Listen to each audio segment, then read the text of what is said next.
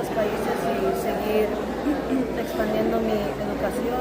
Quiero decir gracias a mis padres por apoyarme, por nunca apagar la llama que tengo en mí y por siempre apoyar mis sueños, a mis padrinos por estar allí y siempre apoyarme en todo lo que quiero hacer y por siempre ayudarme a mantenerme cerca de mis raíces.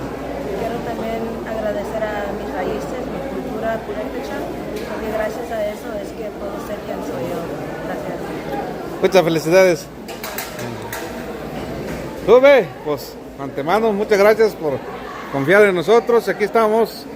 Y pues, ¿quién más va a participar en el video para?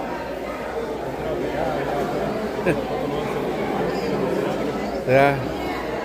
Sí, para estarnos acá. Antes de cortarlo de vuelta porque... ok.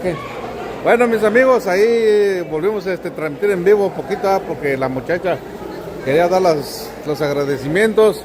Gracias a Dios todo salió bien y pues hasta luego, señores.